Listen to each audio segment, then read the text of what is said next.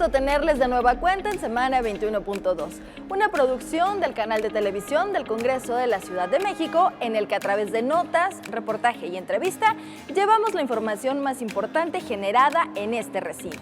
Acuerdan nueva presidencia de la Jucopo para el segundo año de trabajos legislativos. Cancelan la sesión de la Comisión Permanente por manifestantes. Presenta el Grupo Parlamentario de Morena su agenda legislativa. Legisla el Congreso para erradicar castigos violentos contra niñas y niños. El uso y abuso de las plataformas digitales, eje del Foro Internacional sobre Periodismo y Transparencia. Comenzamos. Ya se encuentra listo Germán Martínez con el resumen semanal de la actividad legislativa. Hola, Germán. Hola, ¿qué tal, Feli? Es un gusto saludarte y arrancamos con toda la información legislativa. Pues les cuento que la Junta de Coordinación Política del Congreso de la Ciudad de México aprobó un acuerdo para nombrar al diputado Cristian Damián Bonreric de la Isla como el presidente de la Jucopo para el segundo año de trabajos legislativos. Las y los coordinadores y vicecoordinadores de los distintos grupos parlamentarios reconocieron la labor realizada por el diputado Ernesto Alarcón, quien se desempeñó en el cargo durante el primer año de esta legislatura, y agradecieron que siempre llevara los trabajos de forma institucional, buscando en todo momento el diálogo y el consenso. La Comisión Permanente del Congreso de la Ciudad de México no pudo llevar a cabo la sesión que se tenía programada para el pasado miércoles 24 de agosto, debido a que manifestantes de la Asamblea de Barrios bloquearon los accesos al recinto legislativo, y al no darse las condiciones para ingresar, las y los legisladores optaron por cancelar dicha sesión. El Grupo Parlamentario de Morena en el Congreso de la Ciudad de México presentó en conferencia de prensa su agenda legislativa de cara al inicio del primer periodo ordinario de sesiones del segundo año de la segunda legislatura del Congreso de la Ciudad, acompañada de la vicecoordinadora de Morena, Guadalupe Morales, así como de la diputada Valentina Batres y del actual presidente de la mesa directiva del Congreso, Héctor Díaz Polanco.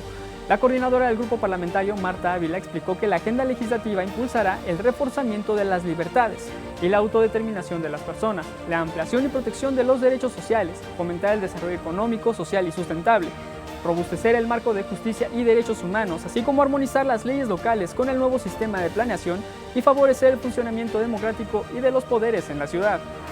Les cuento que también esta semana se llevó a cabo la sesión de instalación del Consejo Directivo del Instituto de Investigaciones Legislativas del Congreso de la Ciudad de México. El titular del instituto, Alejandro Serrano Pastor, aseguró que los trabajos del Consejo Directivo ayudarán al fortalecimiento del instituto como un área de apoyo para las y los legisladores. Durante la sesión, el diputado Jonathan Colmenares reconoció el trabajo desempeñado por el instituto, mientras que el legislador Jesús Sesma señaló que se deben brindar mejores herramientas para que la ciudadanía cuente con acceso a la información generada.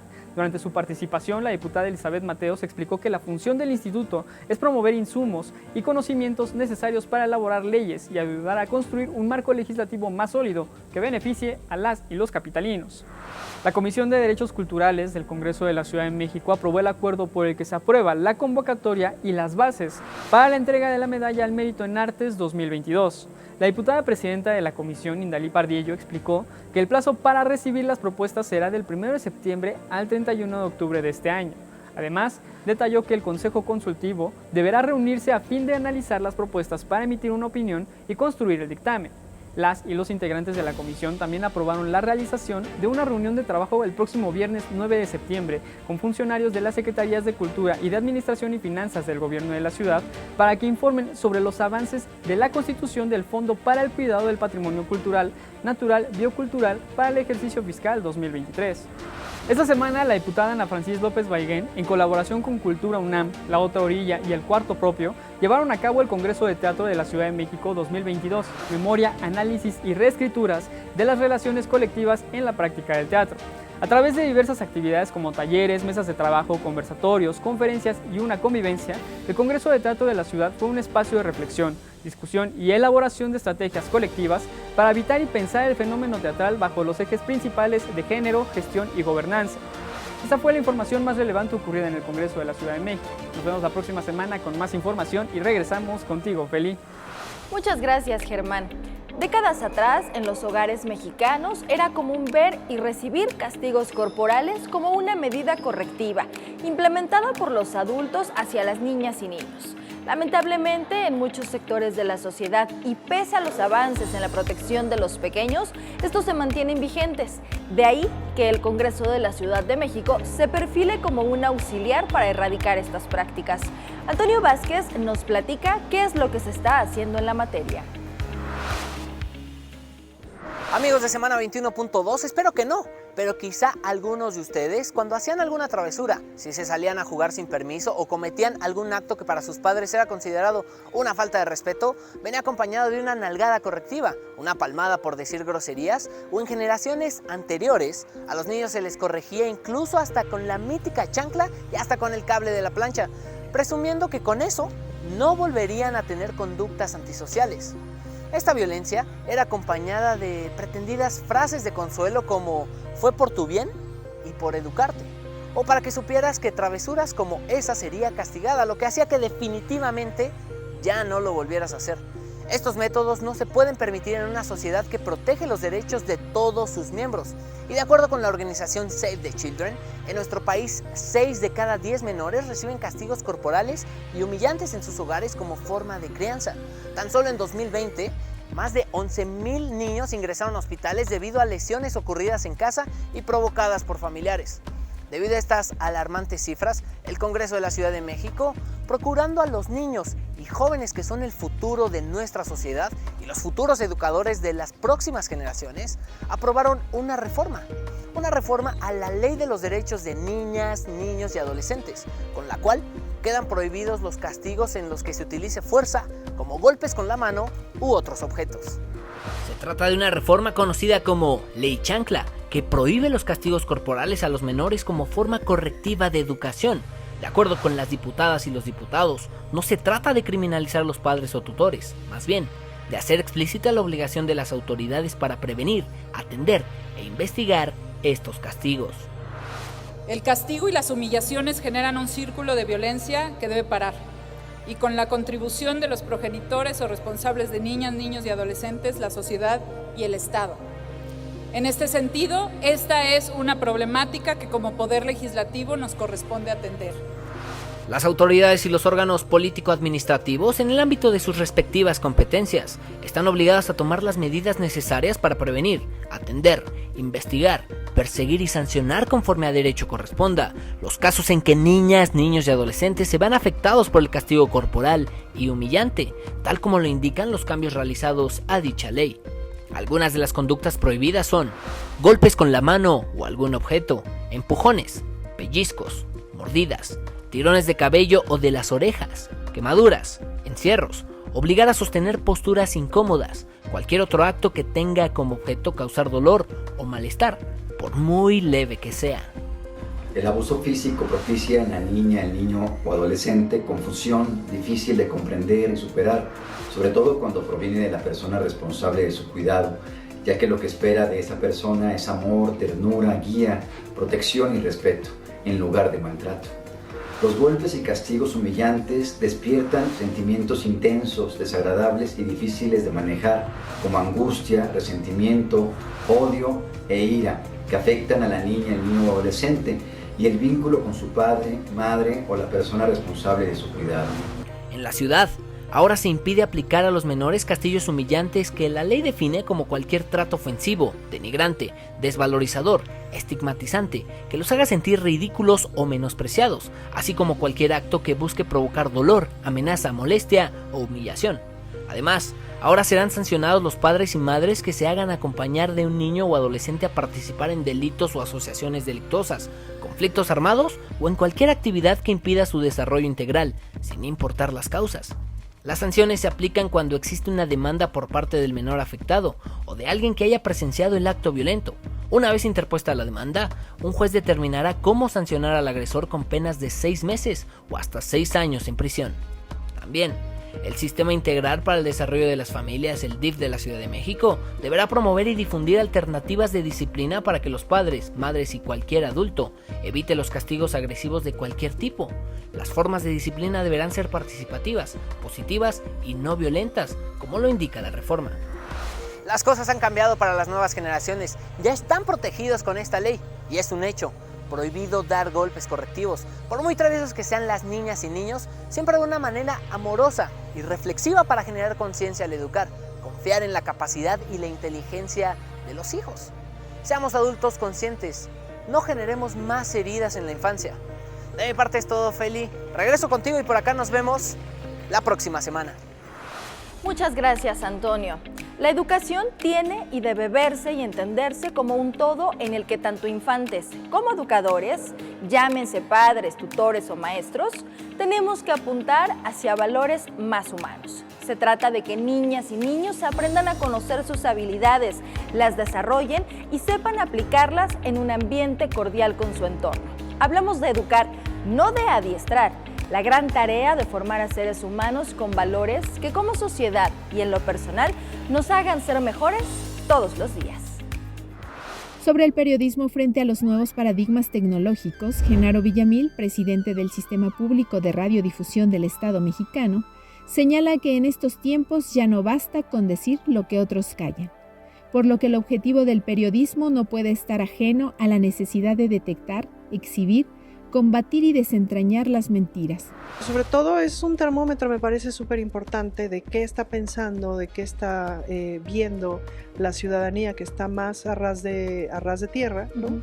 Sobre ciertas problemáticas y cómo miran las soluciones. Y por otro lado es, claro, acercar a la ciudadanía al lenguaje legislativo, que tú sabes que tiene su complicadillo, chiste, sí. Tiene su complicación y hay que agarrarle el modo. Esta semana, el Museo Memoria y Tolerancia fue la sede del segundo Foro Internacional Transparencia y Periodismo, elementos fundamentales en una democracia. Se trata de conceptos que hoy en día se enfrentan con el acelerado desarrollo tecnológico que al mismo tiempo que contribuye a potenciar los derechos, a saber, a informar, a ser informado, a la libertad de expresión, también implica múltiples riesgos a estos mismos derechos, incluyendo el derecho a la privacidad. Marina Estrada estuvo en este foro y nos trae lo que ahí se dijo. ¿Cuáles son los retos del periodismo ante la velocidad con la que la información o la desinformación corre por las redes sociales? ¿Qué hay de la privacidad y la protección de los datos personales en plataformas propiedad de corporativos mundiales que nos vuelven una mercancía y cuya operación no está regulada? ¿A qué retos se enfrentan los periodistas cuando solicitan información a entes gubernamentales? En el segundo Foro Internacional de Transparencia y Periodismo, organizado por el Instituto de Acceso a la Información Pública, Protección de Datos Personales y Rendición de Cuentas en la capital del país, el Info Ciudad de México, periodistas, académicos y expertos en acceso a la información compartieron sus posturas y experiencias acerca de estos temas. Sobre el periodismo frente a los nuevos paradigmas tecnológicos, Genaro Villamil, presidente del Sistema Público de Radiodifusión del Estado mexicano, señala que en estos tiempos ya no basta con decir lo que otros callan, por lo que el objetivo del periodismo no puede estar ajeno a la necesidad de detectar, exhibir, combatir y desentrañar las mentiras, particularmente en esta época en que las plataformas digitales y la manera en que se organizan, segmentan y difunden los contenidos, en muchas ocasiones no tiene que ver con criterios de veracidad. Lo que importa es tener vistas y likes. El gran enemigo adversario de este momento del periodismo es el algoritmo. Y si pueden generar muchísimos más likes, muchísimas más visitas, muchísimas más monetizaciones, las informaciones o los contenidos que tengan que ver con evidentes mentiras, aunque se vean, y desgraciadamente se ven 6 veces más, las mentiras se ven 6 veces más en las plataformas sociodigitales que las notas o los reportajes, o las entrevistas o las crónicas periodísticas absolutamente rigurosas, ¿no? Con ello, los usuarios de las plataformas digitales se enfrentan a un nuevo escenario que se potencializó con la pandemia de COVID-19, la infodemia. Ante esto surge la necesidad de reforzar lo básico del periodismo, verificar para establecer criterios de veracidad o determinar la falsedad de la información. Sin embargo, el mundo de la desinformación se ha convertido en el principal reto del periodismo, asegura Villamil. Se trata de un fenómeno mundial que se acrecentó desde el 2016, desde el Brexit en Gran Bretaña hasta la llegada de Donald Trump en Estados Unidos y de Jair Bolsonaro en Brasil.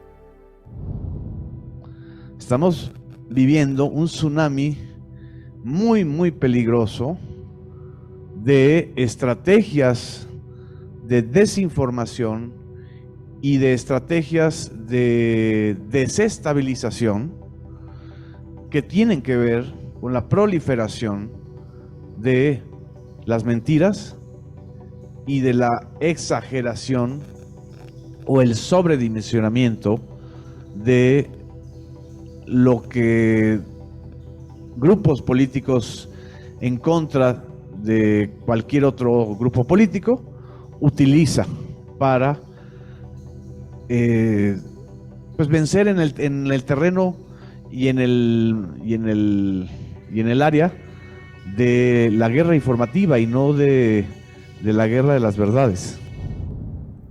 Ante este desafío es fundamental el acceso a la información, porque esta significa el acceso a la verdad, a lo que está documentado, y en esto es crucial la labor de los organismos garantes de la transparencia como el Info Ciudad de México.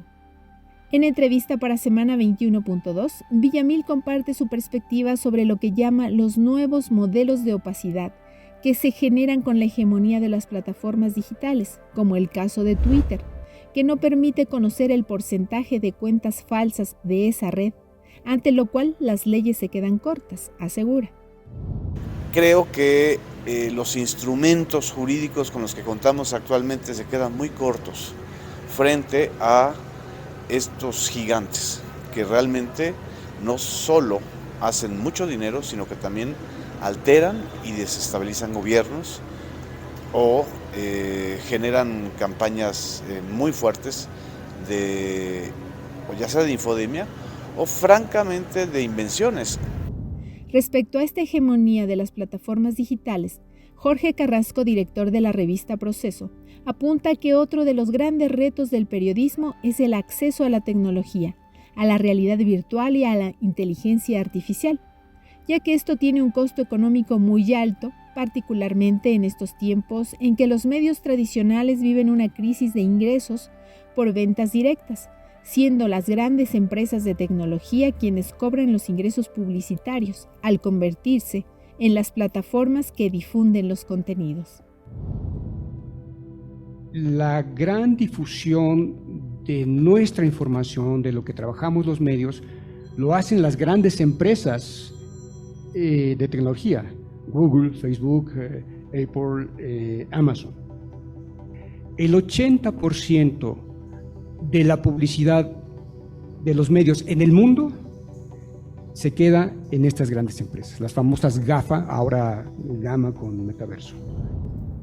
Se trata de un mercado publicitario que algunos países ya están buscando regular.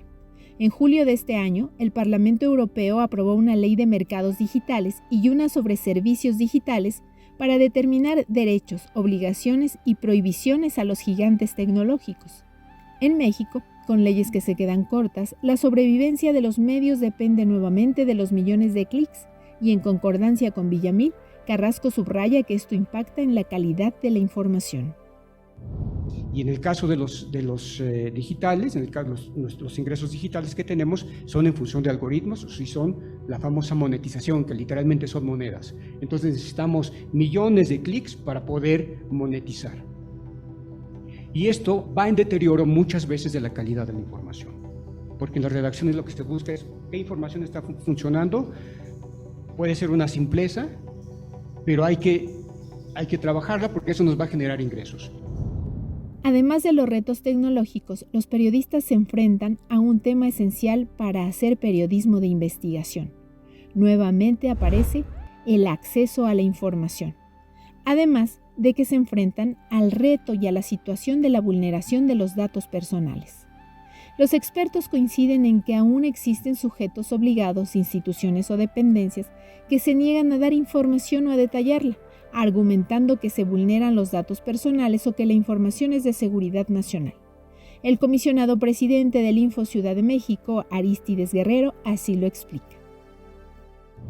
En muchas de las ocasiones nos encontramos frente a renuencias de algunos sujetos obligados o cómo quieren darle la vuelta a la pregunta que se está realizando por parte de, pues ya sea del periodista o de la ciudadanía. Nos han llegado recursos de revisión, por ejemplo, en el que preguntan respecto a los presupuestos de los municipios en la Ciudad de México, ¿no?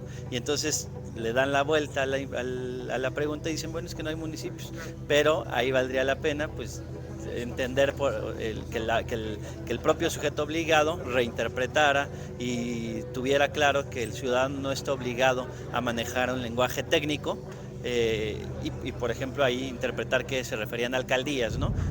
Sandra Rumandía Vega, periodista de investigación y columnista en El Universal, explica que en ocasiones se impide el ejercicio periodístico utilizando el argumento de que se vulneran los datos personales al entregar información.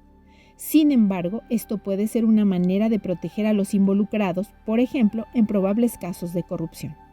Aunque en México se cuenta con herramientas de acceso a la información, como vemos, hay maneras de eludirlas. Creo que hemos avanzado en cuanto a digitalización, tenemos amplias bases de datos los periodistas ahora para investigar, como es el CIGER o el Marcanet, pero todavía es posible eludirlo, ¿no? Aquí la pregunta sería cuestionarnos qué significa la protección de datos personales en tiempos en los que todo está en línea, cuál cultura de la protección digital hemos desarrollado a nivel institucional o ley, o qué mecanismos hay. Y en ese sentido, los periodistas hasta dónde nos podemos topar o no con los obstáculos a los que de alguna manera estamos acostumbrados a toparnos, pero que nos impiden hacer llevar a cabo nuestro ejercicio periodístico. Otra manera en que se opone resistencia a la entrega de información para investigaciones periodísticas es con la solicitud de pagos extraordinarios por el soporte físico en el que se encuentran los datos. Copias de expedientes que cuestan miles de pesos, a pesar de que se trata de información pública que tendría que estar en formatos electrónicos. Una argucia más es valerse de las prórrogas para retrasar hasta el último minuto la entrega, explica Adrián Alcalá, comisionado del Instituto Nacional de Acceso a la Información. Del otro lado del ejercicio del derecho a la información y a la libertad de expresión se encuentra el espionaje y la violación a la privacidad. Y aquí el caso de Pegasus es el ejemplo más claro. Entre 2016 y 2021, este software espía intervino en los teléfonos celulares de 180 periodistas de 30 países, principalmente de los medios más críticos en ese momento. Se estima que en México 25 periodistas fueron espiados. En el segundo Foro Internacional sobre Transparencia y Periodismo, los panelistas coincidieron en la necesidad de que esta práctica deje de quedar impune, para lo que se debe fortalecer la denuncia, al mismo tiempo que se debe dejar de normalizar la intervención de los teléfonos celulares o las cuentas de redes. Y es que el espionaje tiene un efecto inhibidor. Se deja de investigar, de trabajar, de reportear, afirma Ignacio Rodríguez Reina, periodista en Quinto Elemento Lab. En esta tarea de garantizar los derechos del acceso a la información, a la transparencia, a la protección de datos personales, pero también a la libertad de expresión y al derecho a saber, el Info Ciudad de México tiene una misión fundamental con los periodistas y la ciudadanía. El comisionado presidente y el comisionado ciudadano nos platican al respecto. Tenemos un área de capacitación en el Info Ciudad de México. La capacitación focalizada a los sujetos obligados, pero por el otro lado también estamos realizando de manera constante talleres y diversas actividades dirigidas a la ciudadanía en general para que, por ejemplo, se aprenda a presentar una solicitud de acceso a la información. Vale la pena también reiterar que es una herramienta en la que no es necesario acreditar interés jurídico ni legítimo. ¿Qué significa? Que cualquier persona con un seudónimo, con un correo electrónico, incluso sin que se incorpore algún dato personal, ni lo haga identificable, puede presentar una solicitud de acceso a la información y un recurso de revisión. Es responsabilidad nuestra como institutos en materia de transparencia, acceso a la información pública y protección de datos personales. Impulsar de manera decidida un ejercicio que ya lo estamos haciendo con este seminario, que tiene que ver con la famosa pedagogía de la transparencia y la privacidad. Como autoridades garantes tenemos la obligación de justamente impartir este tipo de acciones, que son seminarios, pero también capacitaciones directas, mesas de trabajo y naturalmente todo lo que tiene que ver con la promoción de los derechos. ¿Y cómo lo vamos a enfrentar? Con una alianza de trabajo que hoy este propio modelo que estamos compartiendo en estas mesas de trabajo nos lo van a permitir. Una relación más estrecha entre el ejercicio periodístico, la transparencia y naturalmente la democracia.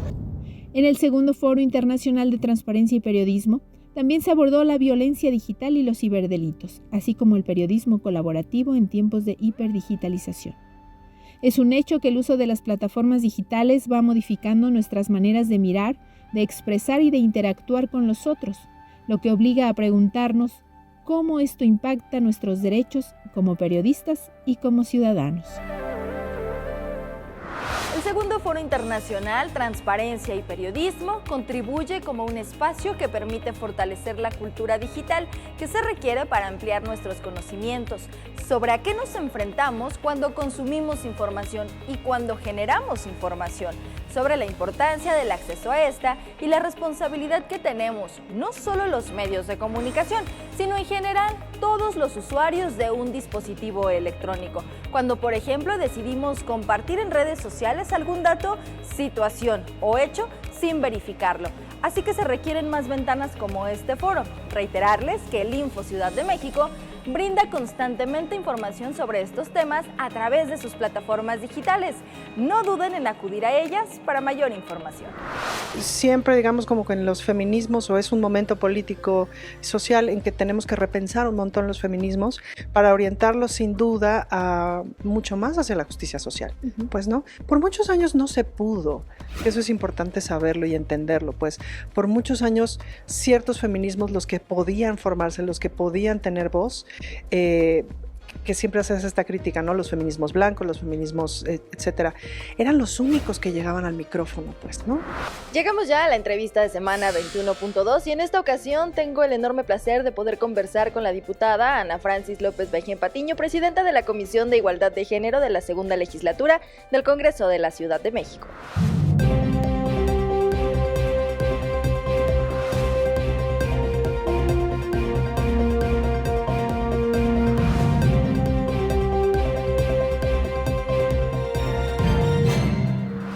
Ana Francis, gracias por estar con nosotros. Encantada. Cuéntanos, este Parlamento de Mujeres, ¿cómo fue? Pues el Parlamento de Mujeres es una iniciativa de la Comisión de Igualdad.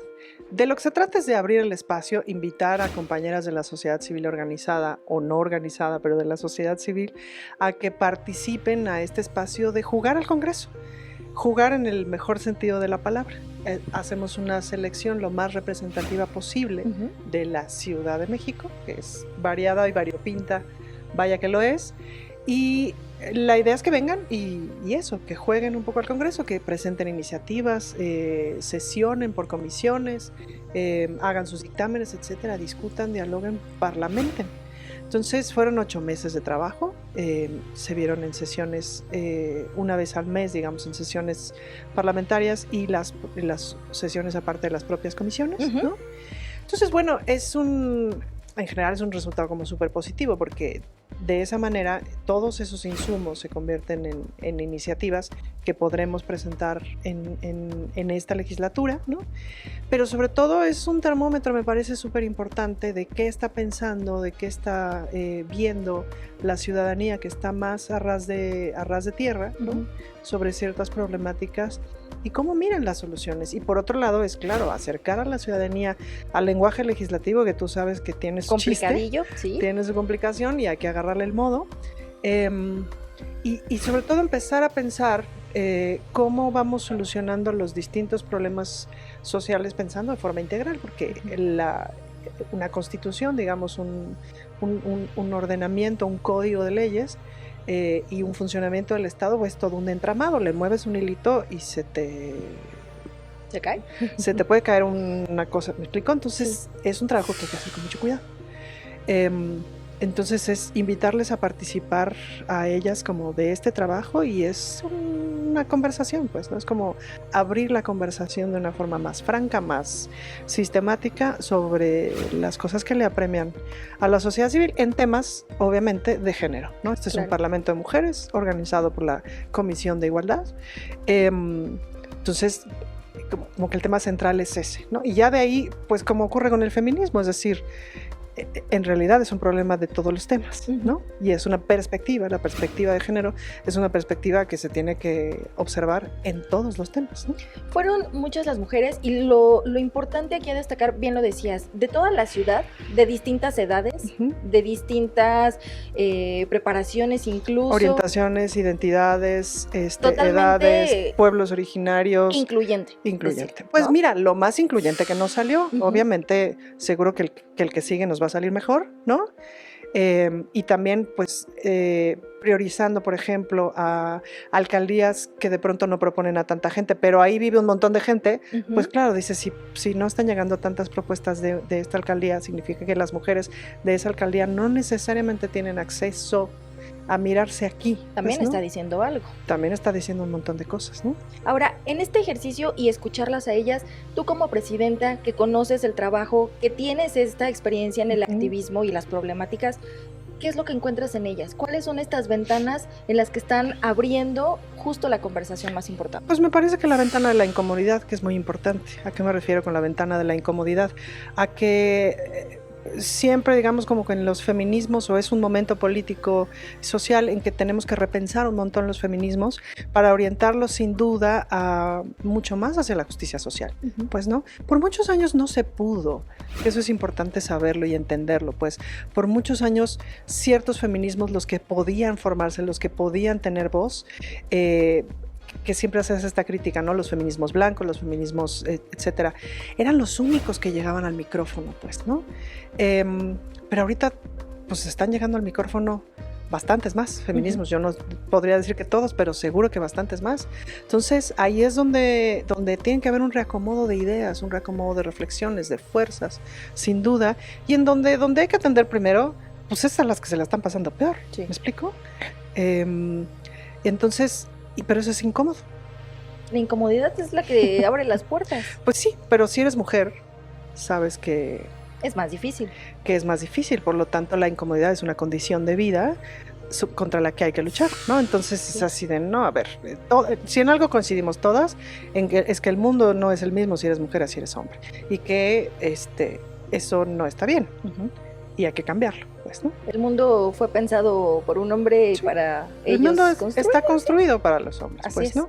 Entonces, a eso se le llama básicamente patriarcado, pues, ¿no? Entonces, sí se va a caer, pero sí lo tenemos que tumbar, ¿no? Entre todas. Ahora, lo importante también de destacar es que este Parlamento no es solo el hecho de la experiencia que representa para ellas acudir al Congreso, sesionar, sino las iniciativas, y que ese ejercicio lo retoman las comisiones. Totalmente, lo tenemos que retomar las comisiones y los diputados y diputadas en general. Retomarlo puede significar muchas cosas. Puede significar decir, no manches, esta iniciativa está buena, hay que trabajarla tantito y subirla. O puede decir, ok, quizás la iniciativa no se puede plantear así, pero el tema es importante, es decir, el espíritu de la inquietud es importante y hay que retomarlo por otro lado. Pero es un espacio que tenemos que escuchar, mismo que no. Se retomó. ¿Se presentó aquí todavía en alguna de las sesiones? Ya se presentó una de las iniciativas de este Parlamento, de hecho, ya se presentó.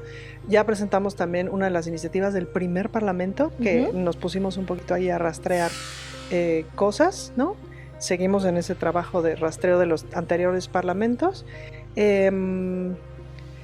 porque además ahora pues las condiciones políticas lo permiten, ¿no? Y sí, le vamos a echar una revisión importante, es decir, yo sé que desde mi equipo de trabajo le vamos a echar una revisión importante y seguramente desde el equipo de trabajo de 2 o 3 diputadas que están muy interesadas en el tema. Pero la verdad es que lo tenían que echar un buen ojo todas mis compañeras y compañeros del Congreso. Porque a final de cuentas lo que ellas proponen no busca el voto de una sola bancada o un solo grupo, es del Congreso en general. Y como lo podemos apreciar a partir de los dictámenes que se pasan y que se suben al Pleno, casi todos los dictámenes que se han subido al Pleno han sido votados con el apoyo de todas las fuerzas políticas, pues, ¿no? Es decir, sí nos medio matamos en la discusión, ¿no? Pero nos tenemos que poner de acuerdo, ¿no? Y eso es lo importante. Venimos de una actividad bien complicada por la pandemia, Ana Francis, y este Parlamento también nos permite visualizar lo que han vivido las mujeres. Así es. Que no podemos negar que a pesar de que todavía convivimos con el virus, pues la situación es distinta. Aunque para las mujeres sigue siendo muy difícil. Mira, una de las cosas que me parece muy importante observar, que no es una observación mía, es una conclusión lógica y que han ido teniendo todas las funcionarias del gobierno de la ciudad enfocadas en lo de la alerta de género, es que donde más estamos teniendo el problema de violencia hacia nosotras es de la puerta para adentro de nuestras casas, porque de la puerta para afuera empiezan a solucionarse muchas cosas, es decir, empieza a haber menos impunidad, más que a solucionarse porque todavía vaya que falta un montón de camino por hacer, empieza a haber menos impunidad. Pero de la puerta para adentro, a su mecha, pues, ¿no? Es decir, la violencia familiar no ha bajado, ¿no? Todos los delitos que ocurren hacia el interior de nuestras casas no necesariamente bajan. Entonces hay que mirarlo, pues, ¿no? Esa es una preocupación que en este momento es donde nos tenemos que concentrar todo el mundo. ¿Qué viene después de este Parlamento de escuchar, de revisar ahora sí todo el trabajo que se generó con la propia comisión, con el resto de las comisiones de las diputadas y los diputados? Es decir, ¿cómo es que estas mujeres parlamentarias van a darse cuenta que realmente todo el trabajo que desarrollaron a lo largo de estos meses se va a ver representado aquí adentro? Pues lo que viene es socializar como las iniciativas que presentaron, es decir, compartirlas con la ciudadanía y compartirlas con los otros diputados y diputadas, y darles como atención a los temas, pues, ¿no? Ya sea que la atención sea justo presentar la iniciativa, o ya sea que la atención sea como más bien colaborar a que la compañera entre en contacto con algún tipo de institución que responda a ese asunto, o informarle, fíjate que esto ya se está haciendo en tal institución, entonces no es necesario hacer un cambio de ley, sino más bien, o claro, es un ajuste de ley lo que hay que hacer, en fin, como sigue ese trabajo, pues, ¿no? De irlo plasmando. Yo pienso que en este semestre tendríamos que, antes de que inicie el otro parlamento, obvio, conservar ese diálogo con las compañeras y decirle, hermana, tu iniciativa está detonando en esto, está yendo para acá, pues, ¿no? No necesariamente va a ir al pleno, o sea, pero la inquietud no podemos no mirarla. ¿No se va a quedar en una hoja de papel? No. Y eso es lo que necesitan y lo que creo yo seguimos pidiendo las mujeres, pues que no se queden solo en una hoja de papel. El Parlamento se lleva a cabo aquí. Tú recorres tu distrito, recorres la alcaldía, conoces sus necesidades. ¿Habría posibilidad de aperturar, no como tal un parlamento, pero sí un espacio como de este tipo para que las mujeres se sientan confiadas de poder llegar y decir, yo tengo esta iniciativa, me gustaría trabajarlo pues así? Es que para eso es el Congreso. Lo que pasa es que luego es como difícil, o sea, estamos como insistiendo mucho todo lo que se puede en que la gente entienda qué hacemos los diputados y diputadas. Bueno, yo desde el día 1 me di a la tarea, incluso me inventé un espectáculo que se llamó ¿Qué chihuahuas hace un diputado y por qué tan caro? ¿No? Para ir en territorio a explicarle a la gente, porque si a mí misma me preguntas qué hace un diputado, ¿no? Yo decía, bueno, hacer leyes, ¿no? Es la típica que todo el mundo sabe. La más fácil, pero si ya te echa la Constitución, ¿qué leyes están haciendo o qué? ¿No? Entonces, sí hace mucha falta un trabajo de divulgación política. Como yo vengo del mundo del teatro de sátira política, que básicamente lo que hemos hecho es divulgación política con las reinas chulas, es decir, explicar momentos políticos, problemas políticos complejos de forma popular. Entonces, esa expertise la tengo. Entonces, para mí ha sido crucial y fundamental explicarle a la gente, a ver, un diputado te sirve para esto, para esto, para esto. Y si no te está sirviendo, es que no sirves de diputado, ¿me explico? Pero sí tienes que saber para qué te sirve. Así como si vas a un cajero y quieres sacar dinero y no sale dinero, pues el mendigo cajero no sirve y tienes que reportarlo, etcétera, ¿no? Entonces la gente sí tiene que saber para qué. Entonces, en realidad, cualquier persona que venga aquí y diga, quiero hablar con tal diputado o diputada, pues una de dos, o salgo, o si estoy presentando no sé qué, le doy un teléfono para que hagamos una cita y la veo, ¿me explico? Eso así tiene que ser, pues, ¿no? Y es decir, así pasa en realidad, pues cuando la gente viene, ¿no? Pero muy poca gente sabe que puede venir y decir, oiga, yo necesito hablar con ese diputado porque este tema, el otro, tal, aquel, ¿no? Y ahí es donde tienen que abrirse también las puertas para no, pero las puertas tienen que estar abiertas para toda la gente, por supuesto. Y buscar el camino. Y buscar, sobre todo, el camino adecuado. Es decir, si tú vienes al Congreso a buscar que alguien te haga caso para que el bache no se quede de tu colonia, bueno, hay que ir con el diputado de ese distrito y que te colabore a levantar tu folio SWAC o que le hable al alcalde o alcaldesa en cuestión y le diga, güey, te pidieron esto hace 3 años y medio y siguen esperando, ¿no? Etcétera. Sí, sin duda alguna. Y en este tema de las mujeres que es fundamental, vaya, no podemos hacerlo más chiquito. Es fundamental, pero además es que estamos en un estado de emergencia. Claro. ¿No? Es decir, la alerta de género significa eso, alerta. Eso quiere decir que todas las instancias tenemos que adoptar la perspectiva de género sí o sí, y accionar desde ahí, y ayudar, y ayudar, y ayudar desde ahí, pues, ¿no? Entonces, y además hay una o sea, como nunca antes hay una voluntad política por todos lados, pues de bajar los feminicidios, de bajar la... ¿no? Entonces, pues hay que aprovecharlo, hijita, porque no se ve todos los días, ¿no? Hacerlo, sí. Y ahora, aprovechando esta ventana, Ana Francis, a las mujeres de la Ciudad de México, aquellas a las que todavía a lo mejor no les llegan las herramientas y que no saben cómo usarlas o no se animan, ¿qué decirles? Pues a las mujeres de la Ciudad de México, decirles que estoy a sus órdenes, pues, ¿no? En las redes sociales es muy fácil contactarme, ¿no? En las redes sociales también está puesto el número de atención, ¿no? Hay todo un equipo, porque cada diputado o diputada tiene un equipo de trabajo bien grande, pagado con sus impuestos, para atenderles. Y la atención puede ser desde necesito que me acompañen a denunciar, o no sé a dónde ir, o me está pasando esto, no sé si es violencia, ¿me explico? Y decirles que, bueno, ahorita contamos con una herramienta muy buena que es Asterisco 765, así es, la línea para las mujeres de la Ciudad de México, que ahí te informan todo eso, justamente, ¿no? Todo lo que se tiene que hacer. Ana Francis, gracias. Muchas Estamos gracias. ya para iniciar un nuevo periodo ordinario, más trabajo, sin duda alguna. Sí, cómo no, interesante. Con las mujeres. Eso. Por supuesto. Muchas gracias, Ana Francis. Gracias. Gracias, ahí lo tienen, y parte de lo que fue este Parlamento, por supuesto, y el trabajo que se realiza desde la Comisión de Igualdad de Género que preside la diputada Ana Francis López, además de todo lo que incluye el Congreso de la Ciudad de México. Al respecto de la participación de las mujeres parlamentarias en este ejercicio democrático, conoceremos cuáles fueron sus expectativas, las iniciativas presentadas y qué representó para ellas esta oportunidad. Hola, soy Estefany Yamile González González del Grupo Parlamentario Rosa Luxemburgo, y la iniciativa que yo presenté pretende reformar al Código Penal de la Ciudad de México en los artículos correspondientes del 144 al 148, el capítulo sobre el aborto. Pretendo retomar nuevos paradigmas sociales y también nuevos avances tecnológicos que se pueden aplicar a la defensa de este derecho. Entonces, básicamente hago un glosario con diferentes tipos de abortos existentes y una definición de cuáles sí tienen que ser penados y cuáles no. Un ejemplo: no es lo mismo el aborto forzado que el aborto voluntario. Entonces agrego también causales para intentar homologar todos los que se encuentran en el país, pero de manera aislada. Hago un balance también internacional sobre los avances en otros países y los retomo para esta nueva iniciativa y esta reforma que propongo. Es cuanto.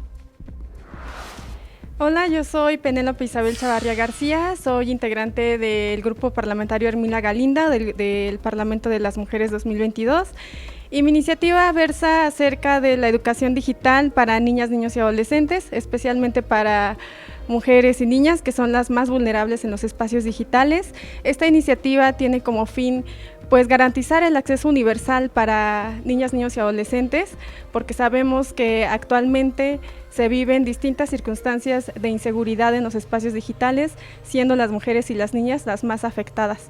Esta iniciativa tiene como fin también brindar una perspectiva de prevención, en donde también los padres de familia y los maestros pueden estar capacitados para proteger los derechos de las niñas y los niños en los espacios digitales y también de las mujeres.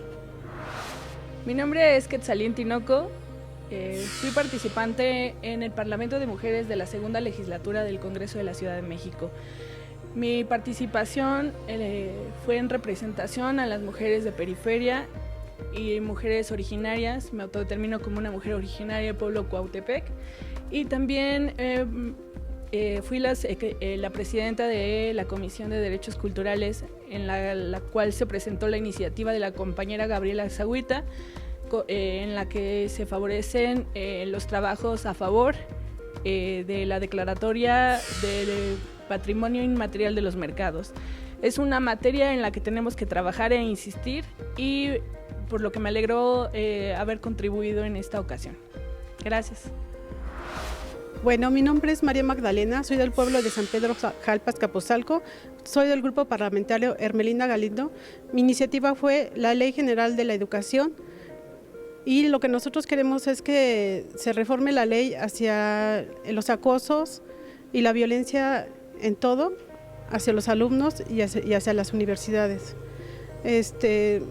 Fue una iniciativa que llevamos varias compañeras, en las cuales creemos que es una iniciativa muy importante, en la cual se debe de tomar en cuenta para que haya sanciones tanto para el personal como si los profesores son involucrados.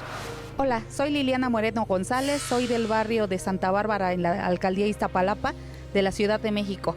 Soy abogada litigante y mi iniciativa fue relativa a la inclusión del régimen patrimonial en el concubinato, para que las mujeres, una vez terminada la unión de hecho, puedan ser partícipes de la liquidación de los bienes que fueron adquiridos durante su unión, porque es una laguna en la ley que hace que las mujeres sean discriminadas y despojadas de los bienes que hayan adquirido.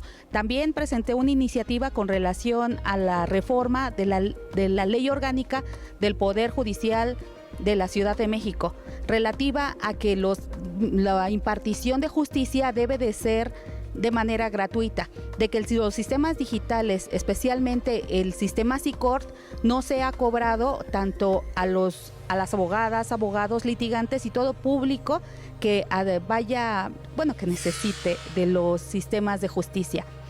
Es importante la iniciativa porque la administración de justicia es uno de los derechos fundamentales para la tutela judicial efectiva. Muchísimas gracias. Hola, ¿qué tal? Me llamo Ángela Saavedra Bielma, soy de la alcaldía Azcapotzalco y estuve en este parlamento en el grupo Eva Perón.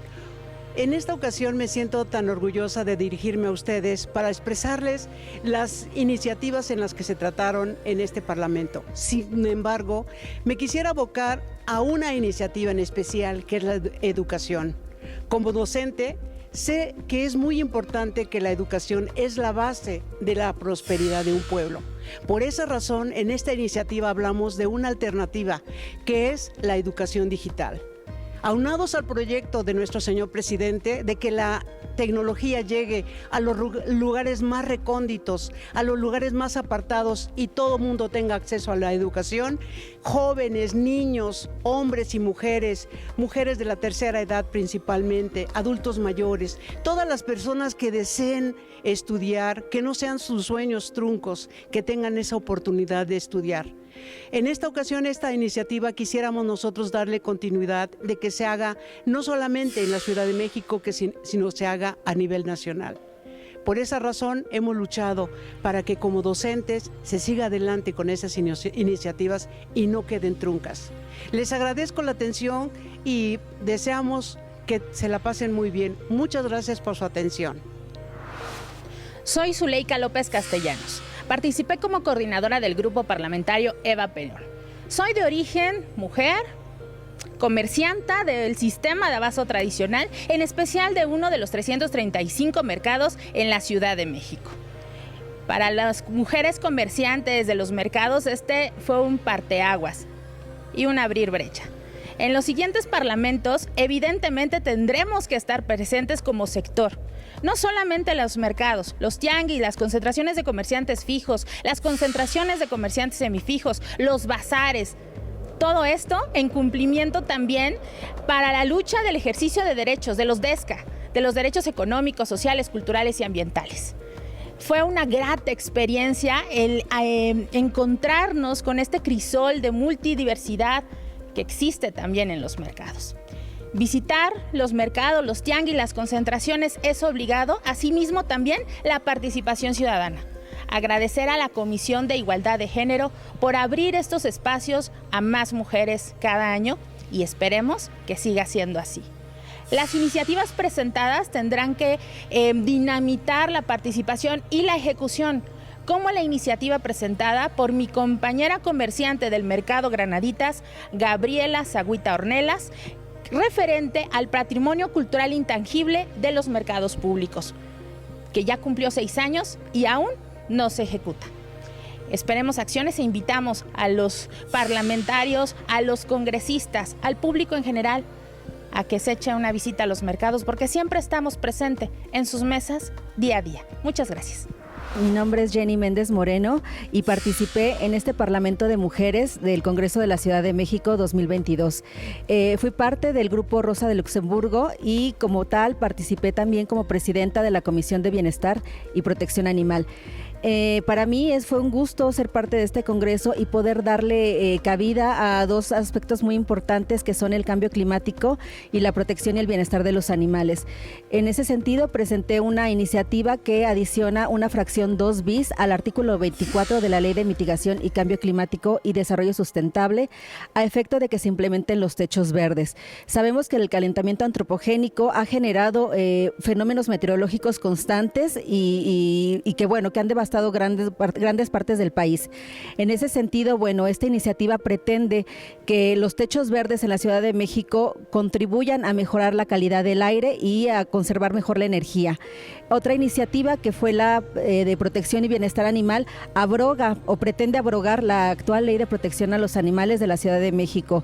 Los animales han sido desafortunadamente seres vulnerados desde tiempos remotos, siguen siendo considerados como cosas y está probado científicamente que son seres sintientes, que son seres conscientes y que tienen vida emotiva. En ese sentido, yo espero que estas iniciativas, con el apoyo de la Comisión de Igualdad de Género, puedan ser turnadas al Pleno del Congreso y pueden ser aprobadas. ¿Son perfectibles? Claro que sí. Habrá muchos aspectos que se puedan todavía matizar, pero es mi idea, mi interés de suma importancia que se puedan aprobar estas iniciativas. Quiero terminar agradeciendo a la diputada Ana Francis, que nos dio la oportunidad de ser parte de este Parlamento, a la Comisión de Igualdad de Género, a todos sus integrantes, y nada más quiero terminar con una frase. Gandhi decía que la grandeza y el progreso de una nación se miden en la forma en que las personas tratan a sus animales. Seamos una gran nación y veamos por el bienestar de los animales. Gracias. Hola, mi nombre es Camila Galilea Aguilar Samperio, parlamentaria de las mujeres del Grupo Parlamentario Ermila Galindo. Les voy a explicar un poco sobre la iniciativa que versa sobre el Código de Instituciones Electorales de la Ciudad de México en materia de campañas sustentables, que surge debido a la preocupación de que después de que cada campaña electoral termina, los desechos continúan inclusive años después. Podemos caminar por las calles y nos encontramos con los desechos, las pancartas, carteles, etcétera. Entonces, esta iniciativa propone que todos los materiales que se utilicen para promover a una persona candidata, ya sea con partido o de manera independiente, sean con materiales reutilizables, que no solo sean de un solo uso y no se utilicen materiales tóxicos que puedan dañar al medio ambiente. Y con esta forma pretendo contribuir a la solución del calentamiento global y de un medio ambiente más sano para todas y todos los mexicanos. Así llegamos al final de esta emisión. Gracias por habernos acompañado. Siga pendiente de nuestras redes sociales para seguir de cerca la actividad legislativa y, claro, a través de la señal de Congreso TV.